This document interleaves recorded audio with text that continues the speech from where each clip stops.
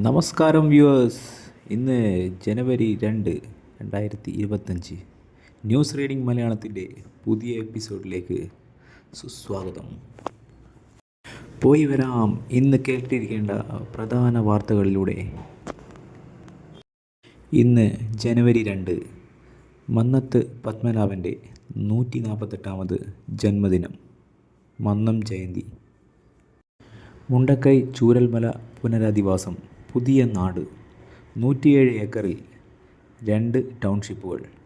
വയനാട്ട് മുണ്ടക്കൈ ചൂരൽമല ഉരുൾപൊട്ടൽ ബാധിതരെ പുനരധിവസിപ്പിക്കാൻ കൽപ്പറ്റ വില്ലേജിലെ എൽസ്റ്റോൺ എസ്റ്റേറ്റിൽ 58.50 ഹെക്ടറും കോട്ടപ്പടി വില്ലേജിലെ നെടുമ്പാല എസ്റ്റേറ്റിൽ 48.96 ഹെക്ടർ ഭൂമിയും ഏറ്റെടുക്കും. 2 ടൗൺഷിപ്പായാണ് നിർമ്മാണം. ചുമതല ഊരാളുങ്കൽ ലേബർ കോൺട്രാക്ട് സൊസൈറ്റിക്ക്. ഭൂമി വില വ്യത്യാസമുള്ളതിനാൽ എൽസ്റ്റോൺ എസ്റ്റേറ്റിൽ ഒരു കുടുംബത്തിന് 5 സെൻറ്റും നെടുമ്പാലയിൽ 10 സെൻറ്റും നൽകും.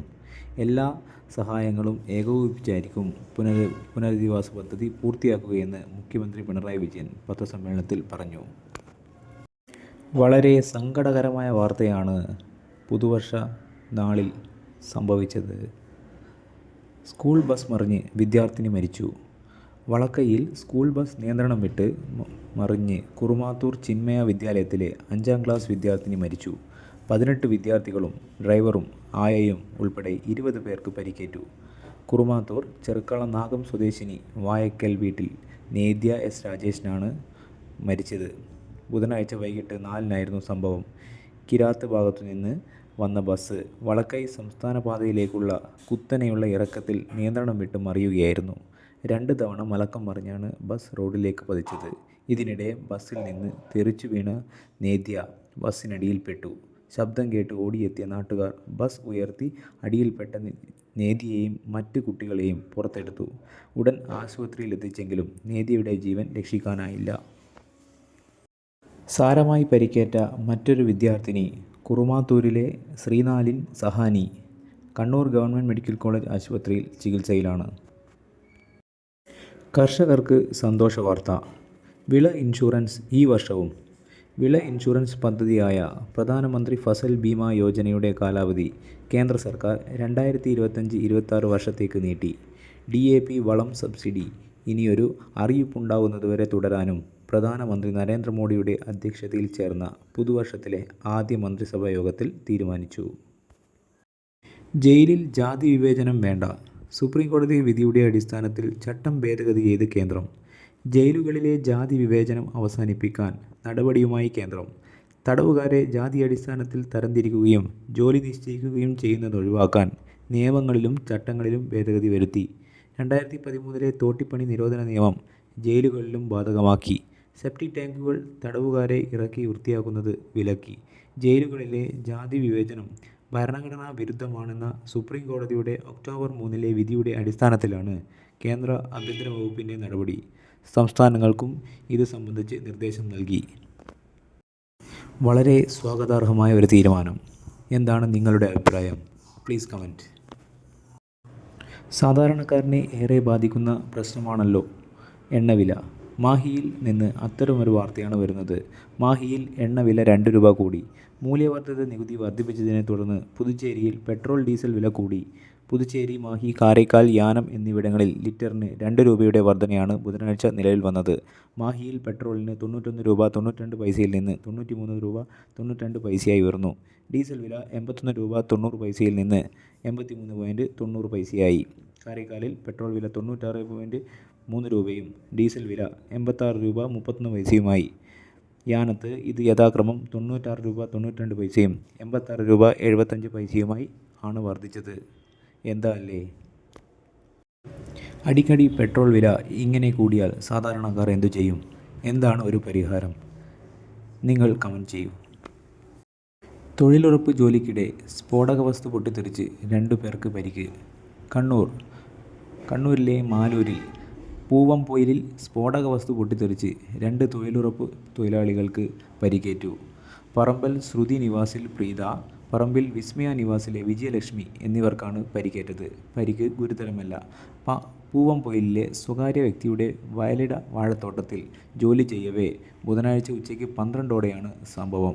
കാട് തെളിക്കുമ്പോൾ പണിയായുധം തോട്ടത്തിൽ കുഴിച്ചിട്ടിരുന്ന സ്ഫോടക വസ്തുവിൽ തട്ടി പൊട്ടിത്തെറിക്കുകയായിരുന്നുവെന്നും പ്രീത കൂത്തുപറമ്പ് ആശുപത്രിയിലും വിജയലക്ഷ്മി തലശ്ശേരി ആശുപത്രിയിലും ചികിത്സ തേടി. പ്രാഥമിക ചികിത്സയ്ക്ക് ശേഷം രണ്ടുപേരും ആശുപത്രി വിട്ടു.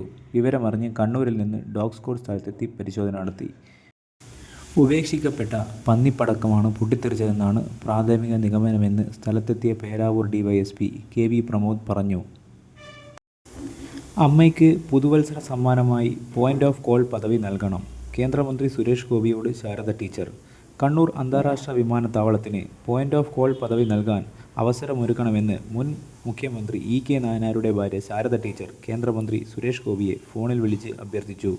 അമ്മയ്ക്ക് ഒരു പുതുവത്സര സമ്മാനമായി പോയിന്റ് ഓഫ് കോൾ പദവി വൈകാതെ നൽകണമെന്നായിരുന്നു അഭ്യർത്ഥന. ഈ വിഷയം ശ്രദ്ധയിൽപ്പെട്ടിട്ടുണ്ടെന്നും ഇതിനുവേണ്ടിയുള്ള ആത്മാർത്ഥ ശ്രമം തൻ്റെ ഭാഗത്തുനിന്ന് ഉണ്ടാകുമെന്നും മന്ത്രി ടീച്ചർക്ക് ഉറപ്പു നൽകി. കണ്ണൂർ എയർപോർട്ടിന് പോയിന്റ് ഓഫ് കോൾ പദവി നൽകുന്നതിനെക്കുറിച്ച് നിങ്ങളുടെ അഭിപ്രായം കമൻറ്റുകളായി രേഖപ്പെടുത്തൂ. സനാതനധർമ്മം പറഞ്ഞതിൽ ഉറച്ചു നിൽക്കുന്നു മുഖ്യമന്ത്രി. ശ്രീനാരായണ ഗുരുവിനെ സനാതനധർമ്മത്തിൻ്റെ വാക്താവായി ചിത്രീകരിക്കേണ്ടെന്ന് പറഞ്ഞതിൽ ഉറച്ചു നിൽക്കുന്നതായി മുഖ്യമന്ത്രി പിണറായി വിജയൻ. ബി.ജെ.പി. നേതാവായ ഒരു മന്ത്രി ഒരു വർഷം മുമ്പ് ഇത്തരമൊരു നിലപാടെടുത്തപ്പോൾ അത് ശരിയല്ലെന്ന് താൻ പറഞ്ഞിരുന്നു.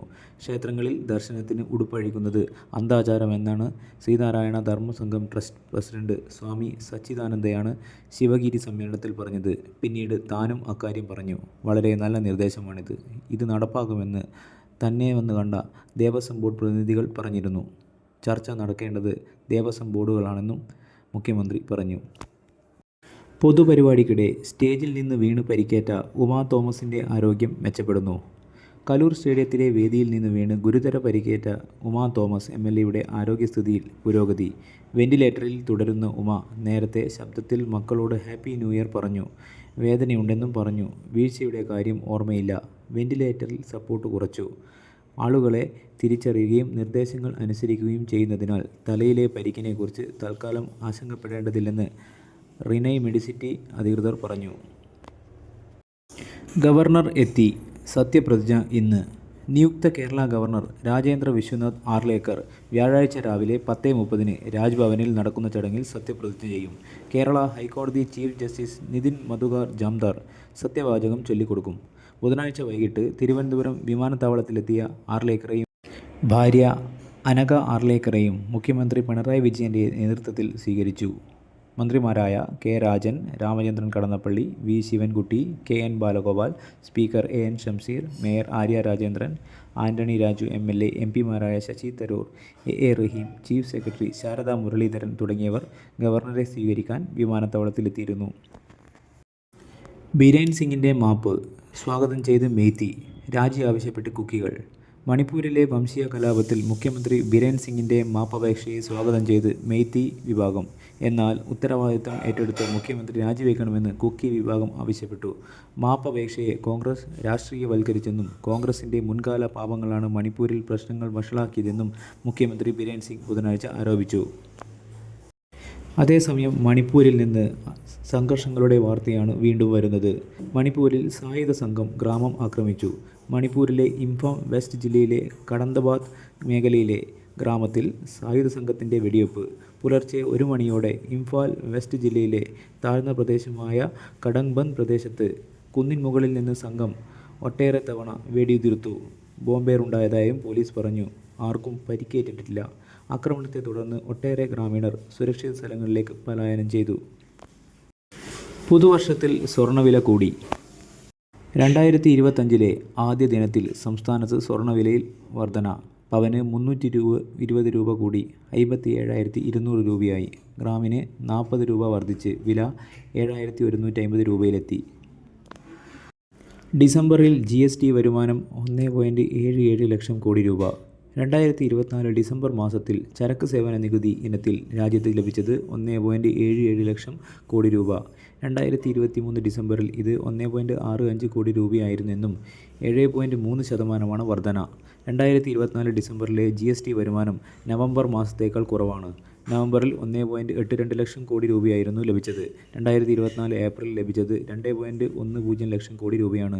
ഇതുവരെ ലഭിച്ച ഉയർന്ന GST വരുമാനം. കണക്കുകൾ പ്രകാരം ഡിസംബറിലെ കേന്ദ്ര GST ഇനത്തിൽ 32,836 കോടി രൂപയും സംസ്ഥാന GST ഇനത്തിൽ 40,499 കോടി രൂപയും IGST 91,221 കോടി രൂപയും സെസ് 12,301 കോടി രൂപയുമാണ്. ഇറക്കുമതിയിൽ നിന്നുള്ള നികുതി വരുമാനം 3.9% ഉയർന്ന് 44,268 കോടി രൂപയായി. ഗവർണറുടെ നയപ്രഖ്യാപനത്തോടെ നിയമസഭ 17 മുതൽ നിയമസഭാ സമ്മേളനം ചേരാൻ ഗവർണറോട് ശുപാർശ ചെയ്യാൻ മന്ത്രിസഭാ യോഗം തീരുമാനിച്ചു. പുതിയ ഗവർണർ രാജേന്ദ്ര അർലേക്കറുടെ നയപ്രഖ്യാപനത്തോടെയാവും തുടക്കം. 2 ഇടവേളകളോടെ 3 ഘട്ടമായി സമ്മേളനം നടത്താനാണ് മന്ത്രിസഭയുടെ ശുപാർശ. ജനുവരി 17 മുതൽ 23 വരെ ചേർന്നാൽ ബജറ്റ് അവതരിപ്പിക്കുന്ന ഫെബ്രുവരി 7 വരെ സമ്മേളനമില്ല. ഫെബ്രുവരി 7 മുതൽ 13 വരെയാണ് അടുത്ത ഘട്ടം. പിന്നീട് മാർച്ച് 3 മുതൽ 31 വരെ സമ്മേളിച്ച് ധനാഭ്യർത്ഥനകൾ ചർച്ച ചെയ്ത് ബജറ്റ് പാസാക്കും. സ്കൂൾ പ്രവേശനത്തിൽ 37 ലക്ഷത്തിൻ്റെ കുറവെന്ന് കേന്ദ്രം. മുൻവർഷത്തെ അപേക്ഷിച്ച് 2023-24 ഇന്ത്യയിലെ സ്കൂളുകളിലെ പ്രവേശനം 37 ലക്ഷം കുറഞ്ഞതായി വിദ്യാഭ്യാസ മന്ത്രാലയത്തിൻ്റെ കണക്കുകൾ. 2022-23 ചേർന്ന വിദ്യാർത്ഥികളുടെ എണ്ണം 25.17 കോടിയായിരുന്നപ്പോൾ 2023-24 കണക്കുകളനുസരിച്ച് ഇത് 24.80 കോടിയാണെന്ന് കണക്കുകൾ സൂചിപ്പിക്കുന്നത്. ഇക്കാലയളവിൽ പെൺകുട്ടികളുടെ എണ്ണം 16 ലക്ഷം കുറഞ്ഞപ്പോൾ ആൺകുട്ടികളുടെ എണ്ണം 21 ലക്ഷമായാണ് കുറഞ്ഞത്. വിദ്യാഭ്യാസ മന്ത്രാലയത്തിന് കീഴിൽ പ്രവർത്തിക്കുന്ന unified district information system for എഡ്യൂക്കേഷൻ്റേതാണ് കണക്കുകൾ. മൊത്തം പ്രവേശനങ്ങളിൽ ന്യൂനപക്ഷങ്ങളുടെ പ്രാതിനിധ്യം ഏകദേശം 20% വ്യക്തമാക്കുന്നു. വാണിജ്യ LPG വില കുറച്ചു. വാണിജ്യ ആവശ്യങ്ങൾക്കുള്ള 19 കിലോഗ്രാം LPG സിലിണ്ടറിന് 15 രൂപ കുറച്ചു. ഇതോടെ കൊച്ചിയിൽ വില സിലിണ്ടറിന് 1,812 രൂപയായി. ഡിസംബറിൽ 1,827 രൂപയായിരുന്നു. തുടർച്ചയായ 5 മാസത്തെ വിലവർധനയ്ക്ക് ശേഷമാണ് വില കുറയ്ക്കുന്നത്. ഗാർഹിക ആവശ്യങ്ങൾക്കുള്ള 14.2 കിലോഗ്രാം സിലിണ്ടറുകളുടെ വിലയിൽ മാറ്റമില്ല. 810 രൂപയാണ് കൊച്ചിയിലെ നിരക്ക്. നിരാശാജനകമായ പ്രകടനം പുറത്തെടുത്ത ഇന്ത്യൻ ടീമിനെതിരെ കോച്ച് ഗംഭീർ. ഓസ്ട്രേലിയക്കെതിരായ 5ാം ക്രിക്കറ്റ് ടെസ്റ്റ് വെള്ളിയാഴ്ച തുടങ്ങാനിരിക്കെ ഇന്ത്യൻ ക്രിക്കറ്റ് ടീം ആഭ്യന്തര പ്രശ്നങ്ങൾക്ക് നടുവിലാണെന്ന് റിപ്പോർട്ട്. പരമ്പരയിൽ 2-1 എന്ന നിലയിലാണ് ഇന്ത്യ. വെള്ളിയാഴ്ച രാവിലെ 5-ന് സിഡ്നിയിൽ തുടങ്ങുന്ന 5ാം ടെസ്റ്റ് ജയിച്ചാലേ ലോക ടെസ്റ്റ് ചാമ്പ്യൻഷിപ്പ് ഫൈനലിലെത്താനുള്ള ചെറിയ സാധ്യതയെങ്കിലും ശേഷിക്കൂ. ഇതിനിടെ താരങ്ങളും ടീം മാനേജ്മെൻറ്റുമായി ഗംഭീർ അകൽച്ചയിലാണെന്ന് ദേശീയ മാധ്യമങ്ങൾ റിപ്പോർട്ട് ചെയ്തു. മെൽബണിൽ നടന്ന 4ാം ടെസ്റ്റിൽ വിജയസാധ്യതയിലെത്തിയ ശേഷം ഇന്ത്യ നിരുപാധികം കീഴടങ്ങിയ ശേഷം ഗംഭീർ താരങ്ങളെ രൂക്ഷമായി വിമർശിച്ചതായാണ് റിപ്പോർട്ടുകൾ പറയുന്നത്. ഋഷഭ് പന്ത്, രോഹിത് ശർമ്മ തുടങ്ങിയവർ പുറത്തായ രീതിയിൽ കടുത്ത നീരസം പ്രകടിപ്പിച്ച കോച്ച് എനിക്കു മതിയായി എന്ന് തുറന്നടിച്ചു. ലോക ബ്ലിറ്റ്സ് ചെസ് വനിതാ വിഭാഗത്തിൽ വൈശാലിക്ക് വെങ്കലം. പുതുവർഷത്തിലും ചെസ്സിൽ നേട്ടം തുടർന്ന് ഇന്ത്യ. ലോക ബ്ലിറ്റ്സ് ചെസ് ചാമ്പ്യൻഷിപ്പിലെ വനിതാ വിഭാഗത്തിൽ Indian grand master Vaishali semi ഫൈനലിൽ ചൈന താരത്തോടാണ് വൈശാലി അടിയറവ് പറഞ്ഞത്. കഴിഞ്ഞ വർഷം ഏറ്റവും കൂടുതൽ ഗോളടിച്ചത് ഏത് പ്രൊഫഷണൽ താരമാണെന്ന് നിങ്ങൾക്കറിയാമോ? കഴിഞ്ഞ വർഷം ഏറ്റവും കൂടുതൽ ഗോൾ നേടിയ ഫുട്ബോൾ താരമെന്ന ചോദ്യമുയർന്നാൽ ആദ്യമെത്തുന്ന ഉത്തരങ്ങൾ Erling Haaland, Harry Kane, Cristiano Ronaldo എന്നിങ്ങനെയാകാം. എന്നാൽ കഴിഞ്ഞ കാലണ്ടർ വർഷം ക്ലബിനും രാജ്യത്തിനുമായി കൂടുതൽ ഗോൾ നേടിയത് ഇവരാരുമല്ല. ആ നേട്ടത്തിൻ്റെ അവകാശി സ്പോർട്ടിംഗ് ലിസ്ബണിൻ്റെ സ്വീഡിഷ് സ്ട്രൈക്കർ വിക്ടർ ഗ്യോക്യാസ് ആണ്. ലിസ്ബണിനായി 2004-ൽ 62 ഗോളുകളാണ് 26-കാരൻ അടിച്ചുകൂട്ടിയത്. മാഞ്ചസ്റ്റർ സിറ്റിയുടെ നോർവേ താരം എർലിംഗ് ഹാലൻഡാണ് രണ്ടാമത്. 49 ഗോൾ നേടി. ദേശീയ ഫെൻസിംഗ് ചാമ്പ്യൻഷിപ്പ് തുടങ്ങി. മുണ്ടയാട് ഇൻഡോർ സ്റ്റേഡിയത്തിൽ നടക്കുന്ന ദേശീയ ഇൻഡോർ ഫെൻസിംഗ് ചാമ്പ്യൻഷിപ്പിൻ്റെ ഗ്രൂപ്പ് മത്സരങ്ങൾ വ്യാഴാഴ്ച തുടങ്ങും. വ്യക്തിഗത മത്സരങ്ങൾ സമാപിച്ചു. 28 സംസ്ഥാനങ്ങളിൽ നിന്നായി 168 ഗ്രൂപ്പുകളായാണ് മത്സരരംഗത്തുള്ളത്.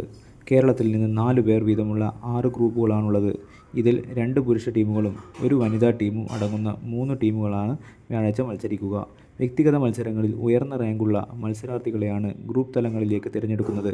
ബുധനാഴ്ച സീനിയർ വനിതാ വിഭാഗത്തിൽ ഫോയിൽ, സാഗർ ഇനങ്ങളും സീനിയർ പുരുഷ വിഭാഗത്തിൽ എപ്പൈ ഇനവുമാണ് നടന്നത്.